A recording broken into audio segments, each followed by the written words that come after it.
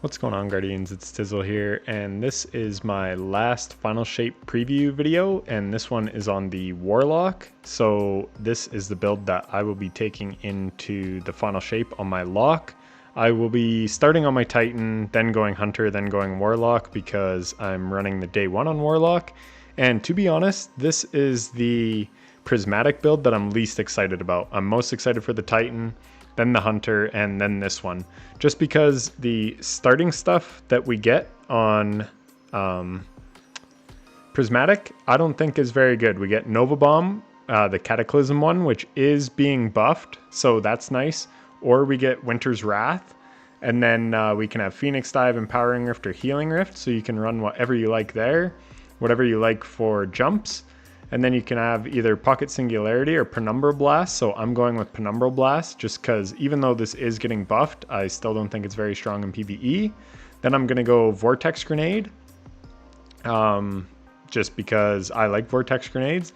And then we only get a choice between Feed the Void and Bleak Watcher, so we're running both of them. And if you noticed, I had Mantle of Battle Harmony on. This is actually getting a buff. So right now it says takedowns with weapons that have a damage type matching your subclass element grant you super energy. While your super energy is full, you instead gain a temporary bonus to weapon damage of the type matching your subclass element. So this is changing to match your super. So we're going to go with Winter's Wrath. I don't love that super, but you'll see why we go with Winter's Wrath. And then basically there is a cooldown, but this cooldown is going away. So this energy siphon for 2 seconds is a cooldown. That's going away, so you're going to get a lot more super energy if you're mowing down ads with Mantle of Battle Harmony. So that's going to be really, really strong. So this build is kind of just all about getting your super. And then, again, you can get a ×4 weapon boost. But what we're going to do is, most times when we get our super, Aegir's Scepter has somewhere here.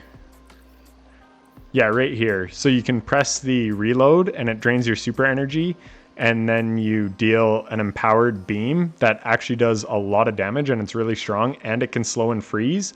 So that's going to be really, really good, as we'll get to. And then I'm running Indebted Kindness. Deconstruct is getting a nerf. It's not going to pull ammo from thin air anymore, but it's still not a bad perk. I have a Volt Shot one too, so I may switch to a Volt Shot one. But anyways, going to run Indebted Kindness. And then this Typhon GL5 with Demo and Explosive Light. And then we'll be making orbs with Stasis Siphon and mowing everything down with our Aegir's Scepter. And then none of this stuff really matters. I have Harmonic Loader on. I think that will synergize with the Stasis weapons just because I have a Stasis Super on in Winter's Wrath. And then triple Stasis Weapon Surge. I know that seems counterproductive because when we have our super charged, we get ×4, but this is for when you're building up to it. So this is just going to save us ammo and output more damage because it's a 22% weapon buff. And then we just have time dilation. So this is a very basic weapon-centric build. And now I will go over the fragments, which actually make it quite strong. So the first one, which makes it really strong, is powered melee hits against targets make you radiant. Powered melee final blows make both you and nearby allies radiant. So again, neither of these Warlock melees are very good, but this one freezes, which has a lot of utility. So we're going to be using that. And then we'll get radiant. So that's very nice. And we have another way to get radiant, which I'll get to. So then while you have an elemental buff, your class ability regenerates more quickly. That's just kind of nice to have. While surrounded, you get DR, damage resistance. So again, just kind of nice to have. Picking up an Orb of Power grants any of these based on your equipped super. So we'll get Frost Armor. So we're going to have damage resistance, and we're going to have Devour going from Feed the Void. And then Facet of Ruin. This increases the size and damage of the burst when you shatter Stasis Crystal or frozen targets. So Aegir's Scepter is really good at freezing targets because when you get a kill, it will freeze nearby targets. And when you're in that super will given form, it applies slow and freeze. So that's going to be very, very strong. So I'm actually very much looking forward to this. Aegir's is one of my favorite weapons, and Mantle of Battle Harmony has always been slept on in my opinion. So I've always liked this, but it hasn't really got much usage that I've seen. So yeah, I think people are kind of sleeping on this buff, and it's going to be really, really strong. Maybe I should try to find that buff. Anyways, before I get to that, if we come down here, we have Creeping Chill. Stasis weapon final blows against slowed or frozen targets release a burst that slows. So this is just going to provide more slow, and I'm guessing this burst will do some damage. And then we're making orbs with Stasis Siphon.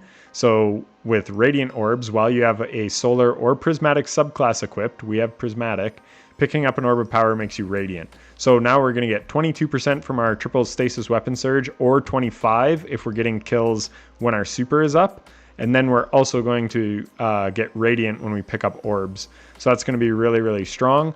We're not getting Amplified, so this doesn't matter. And then Transference, gain increased grenade and melee damage while Transcendent, so this will buff our grenade. And then weapon final blows while Transcendent refund light and dark energy. So we're just going to be whipping out our grenade, but if we do get some weapon final blows, we'll get some energy back. And then Shield Crush while you have Woven Mail, Frost Armor. So we're going to have Frost Armor quite a bit. Your melee recharges faster and deals increased damage.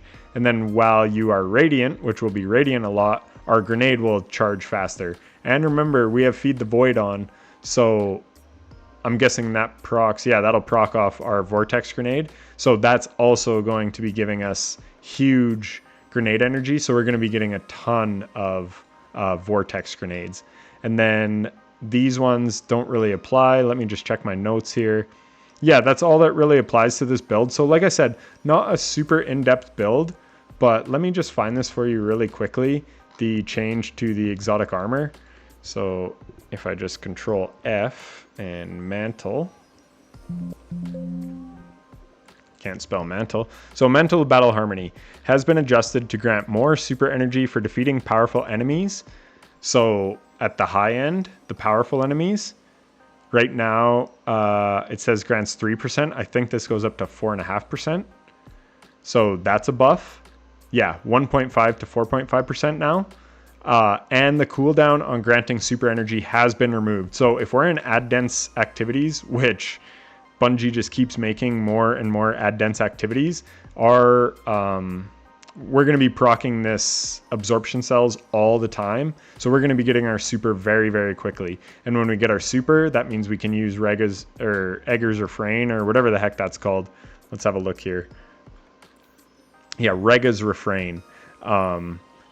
And we're just going to proc that overcharge mode on it because, again, neither of the supers are very good. Though Nova Bomb, I think, actually will be getting a decent buff. But even still, that's not what this is about. So then now grant super energy ranging between these. Remove the 2-second cooldown. So yeah, very, very good. And because this one is so basic, again, that's pretty much all there is to it. There's not a ton of synergy. Like that Titan one has so much synergy going on, and the Hunter one is like pretty good, where this one's pretty basic. So I will just show you another one that I'm kind of keen to try. So we can also run Nezarec Sin. We've got a Chill Clip Riptide, which again will work with that creeping attrition or chilling, whatever the heck it's called. Sorry, I haven't played with them yet, so it doesn't really stick. And I went away from the, let's see here. I went away from the artifact. Creeping Chill. So yeah, Chill Clip weapons will do very good. Graviton Lance is getting a buff, so that's going to be really nice. Telesto is really good with this build. I actually use this build to beat a Legend 50 Onslaught. Word of Crota is very strong. Swords will be really strong this season. Colony's getting a buff. Edge Transit's awesome. Hammerhead's awesome. So Nezarec Sin, if you don't know how it works, I will actually read the Destiny Data Compendium stuff. So Void kills grant Abyssal Extractors for 2.5 seconds. So you get 300% additional grenade and melee regenerate and 200% to your class and super. So again, if it's ad dense and you're just mowing things down with any of those void weapons that I showed, that'll be really strong. Heart Shadow could be really good because it can apply weaken, and swords are really good on the artifact. I made an artifact video, and I made a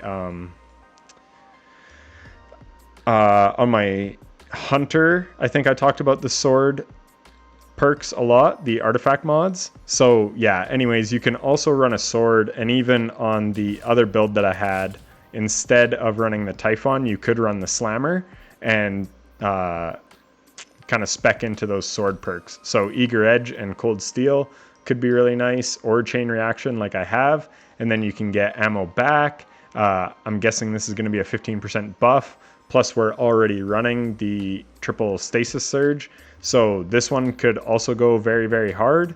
So yeah, I just wanted to show those two builds. They're the ones I'm most excited about. I'm pumped to kind of try Colony and just, I don't know, try all these Void things. And there's even artifact mods for Void as well. So sorry if this one was a little all over the place. The other two builds, they have a lot more synergy, and I'm more like excited about them. Where with the base kit of Warlock, like, don't get me wrong, Prismatic Warlock's still going to be really good, but the base kit just doesn't have near as much synergy going on. If you haven't checked out the Hunter and Void builds, definitely check them out, or have Void build, Titan build, check them out. The Titan one especially is like so strong. Like I said, that's what I'm taking into Final Shape to start, and I'm pumped to do the campaign with it. It's going to be so much fun. Like, that build is going to go crazy. This build will also be very, very good, don't get me wrong, but like I said, it's just, it doesn't have as much going on as a lot of my other builds do. This one's pretty basic, yet effective. So anyways, if you like this video, like I said, sorry it was a little all over the place, leave a like and subscribe for more and all that good stuff, and we'll see you in the Final Shape. Thanks for watching, take care.